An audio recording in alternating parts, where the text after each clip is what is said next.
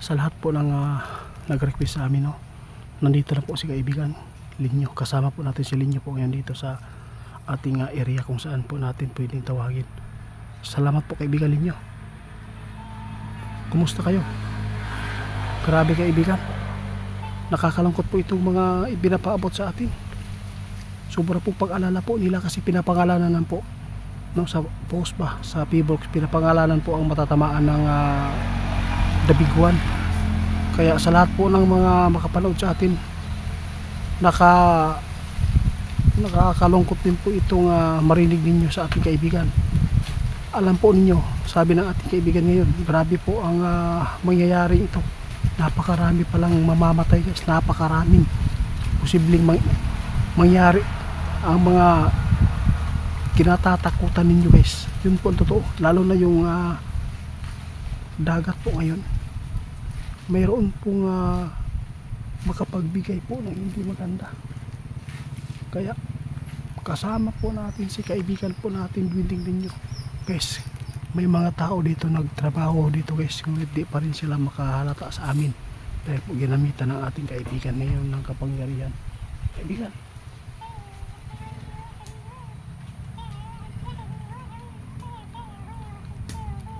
ito ang sabi ng ating kaibigan guys.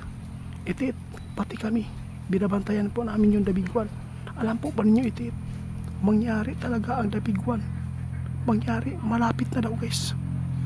Kailan po ito kaibigan? Kailan po? Diyos ko.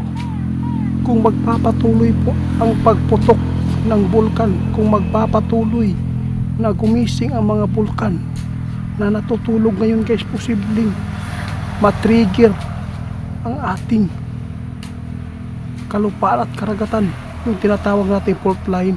Alam na po ninyo kung saan pong mga lugar na pinopost po ngayon sa P-box, no, sa Inquirer. Grabe, Negros, Zamboanga, alin pa dito sa Manila. Grabe guys, grabe, mag-ingat tayo. Lahat po ng dinadaanan po ng fault line, no, hindi po lahat yan na yun po ang maapektuhan, no? Hindi, kahit walang mga fault line guys, pwede maapektuhan po sa malakas na pagyanig. Kaibigan, grabe naman po yung balita na yan kaibigan. Nakakalungkot po talaga to guys. Lalulungkot ang ating kaibigan ngayon guys sa posibleng mangyayari dito daw natin guys. Masaksihan ang malaking city daw dito guys na posibleng magkaroon po ng libu-libong patay kapag magkakaroon ito ng malakas na pagyanig ng kalupaan, yung tinatawag natin na The Big One. Natakot si kaibigan kung magpapatuloy daw ang pagputok ng mga bulkan ngayon, posible itong masisira talaga guys ang mga fault line dito.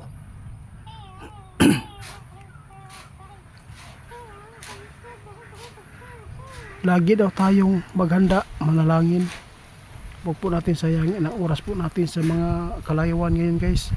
Sinabi ng ating kaibigan, malapit na talaga na ipakita, no, ang galit ng Panginoon sa mga taong sobra ang mga ginawang kasalanan guys. Ito na po, tandaan ninyo guys, malapit na.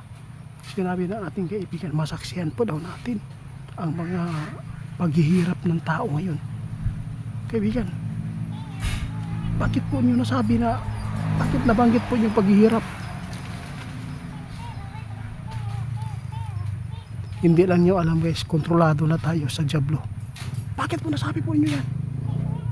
Sus ako, kapag magkakaroon ng The Big One guys, doon po yung malalaman guys ang paglitaw ng Diablo. Magpapakita na sila ng harap-harapan sa tao. Kasi po yun na po nila, doon po sila gumagamit guys sa kanilang pampain sa tao kapag magkakaroon po tayo ng ganitong mga pangyayari hindi po natin inaasahan. Kaya sa lahat po ng mga tao dyan na makarinig sa ating video, paki-share po guys ha. Hindi na magtatagal guys. Hindi natin alam ang posibleng mangyari sa mundong ito, yung The Big One na kinatatakutan ng P-box at mga kaibigan natin Dwinding, lalo na sa mga manghula, no? Hindi natin alam sa sunod buwan, ngayong linggo, sa sunod na taon, sa sunod pa. Basta ang ating ipanalangin ngayon na sana iligtas ang mga taong gumagawa po ng kabutihan. Sana po, yun lang ipanalangin natin. Salamat kaibigan ha. Hanggang ngayon guys, binabantayan daw nila ang panahon natin. Mag-ingat po kayo dahil po may nakita si kaibigan ngayong Nobyembre, mayroon po kalamidad na naman po ha. Doon sa Jamaica, kaibigan, grabe po talaga ang nangyari po doon. Sobrang lakas po talaga. Sa tingin po ba ninyo kaibigan, pwede bang masagupa ng Pilipinas yan, yung bagyo na yan na pinakamalakas? Pwede daw guys. Kung ano man po ang naranasan sa ibang bansa, pwede po daw yan mahigitan, no? Kung ano po ang nangyayari sa mundo, tulad po ng 7.6 na magnitude, nag-umpisa 6.9 doon sa Cebu, no? Sinundan. Anong nangyari? Di ba may malakas na lindol naganap sa Mindanao. Kaya yung 7.6 na magnitude dito sa Mindanao, pwede magkaroon na naman po ng 8.8, 8.2. Doon na, sigurado doon na guys ang dabiguan. Kaya mag-ingat po kayo. Salamat kaibigan sa babala ha.